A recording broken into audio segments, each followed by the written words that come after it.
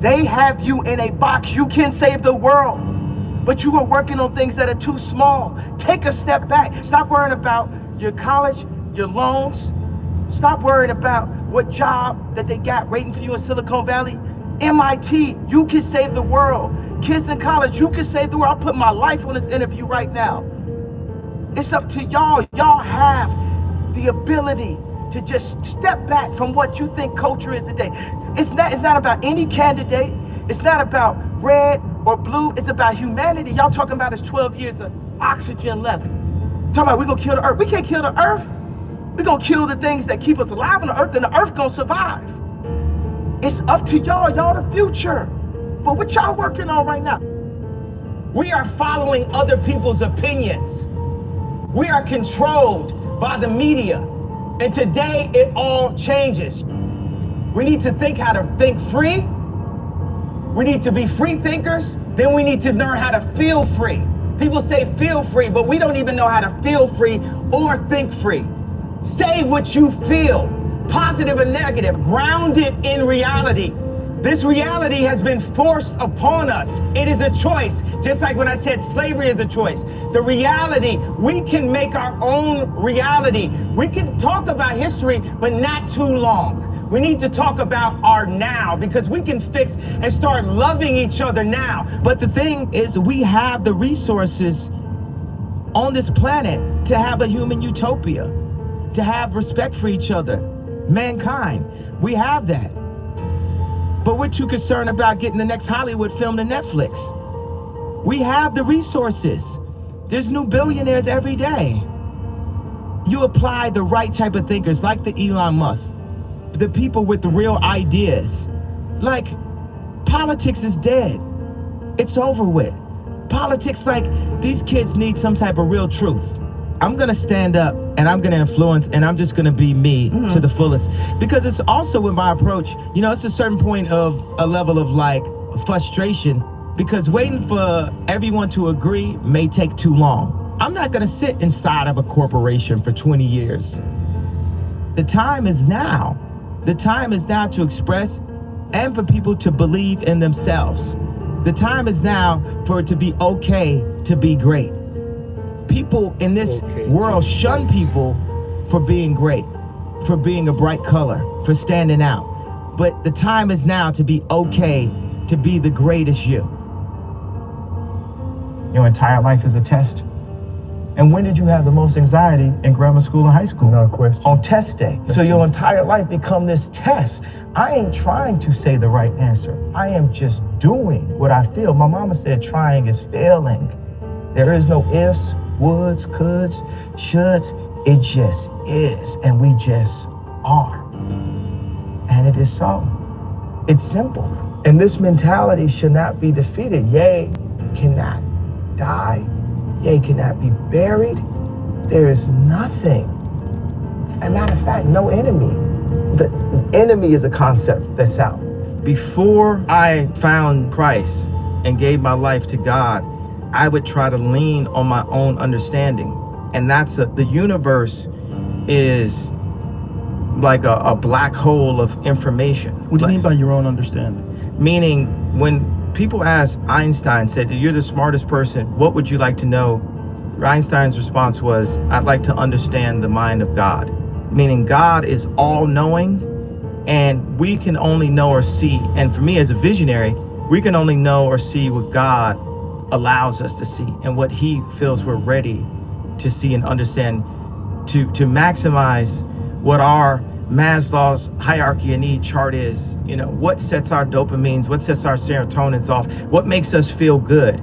Basically, like, you know, we did a good deed, and it's like it was somehow, you know, just doing a beat for a local dope rapper really meant a lot to me when I was 14 years old. Doing a beat for just anyone famous that had a major record deal was a lot to me at age 19. Me being able to, you know, put out my own music, and I was a lot to me at age 24, meaning as I grow, God sets new stages in the game of life for me that you get your satisfaction. Like Maslow's hierarchy of need is like our satisfaction chart, what makes us feel whole and accomplished as a human being. So as I go through these different levels, there's times where I would use confidence when I knew what I was doing, and I would use arrogance when I didn't know what I was doing. But I'd rather use arrogance than to let someone diminish my idea of myself, because that is what keeps us going. Hope actually keeps us alive.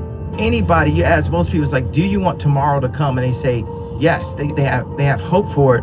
But I went from having confidence and arrogance to having faith, and faith is the opposite of fear. And that created this fearless approach that I have, and that's what now has made me the fearless leader that I am, that I've like crystallized into the leader that my mom always knew I would be when kids followed me in preschool, the leader that people saw when we changed the sound of music.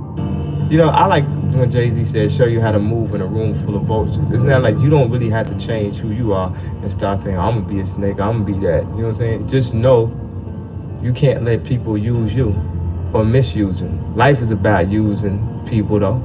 Just don't misuse them. I mean, just in life, if you like the type of music and you listen to it all the time, you know, why not follow your heart? Why not follow what makes you happy? I remember when the song the movie American Werewolf in Paris came out, and it had the theme song, I think it was by Blur. Nothing hurts like your mouth. And like me and my friends used to love that song so much. And it was like we weren't supposed to like the song or something because of where we were from. But we like songs like So Kiss Me Under the Moon.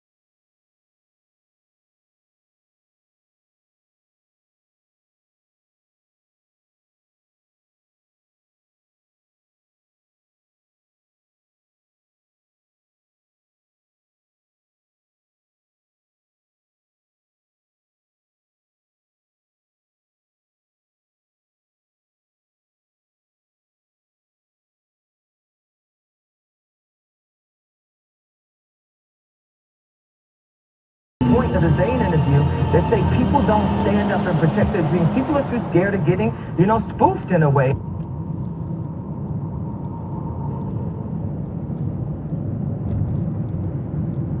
Stop strategizing so much. Stop setting so many plays. Stop doing things only based in fear.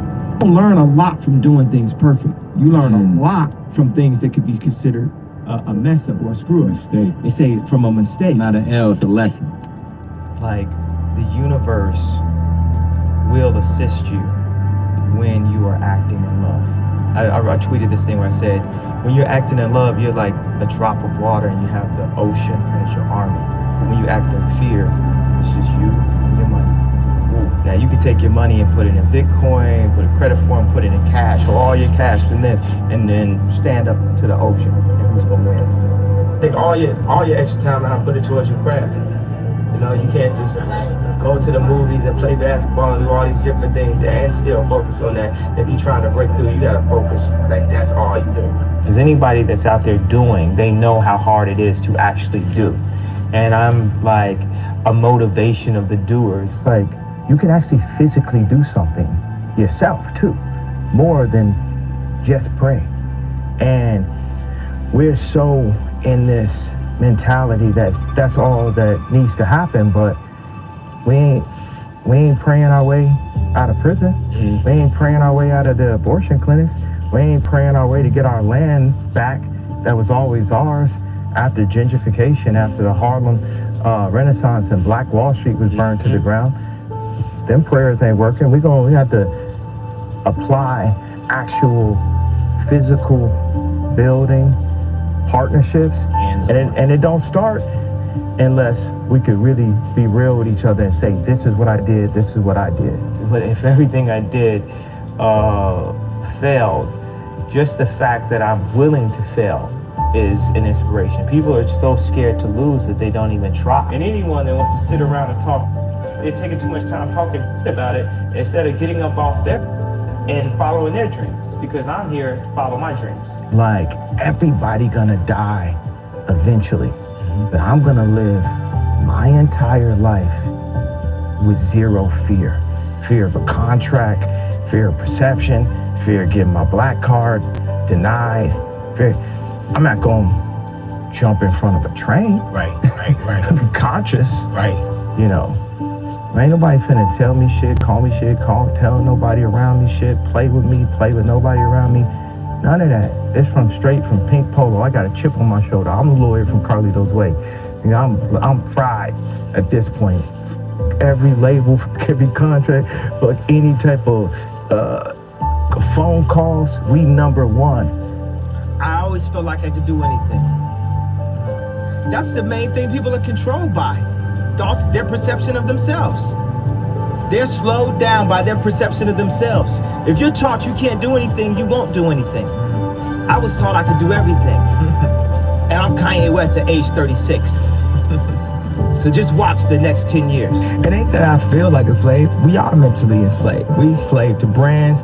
We enslaved to like a bin symbol. We enslaved to chains. A woman is enslaved to the concept of diamonds are a girl's best friend. Like, girls in London don't even wear engagement ring. That's all been programmed into us. When we born artists, we born free, and then we held down by society's perception of us. We just don't want to be embarrassed. And I took the opportunity to look as stupid as possible. I'm saying, when I was in Chicago and watched The Throne, I was gonna change my outfit to some normal leather pants and stuff.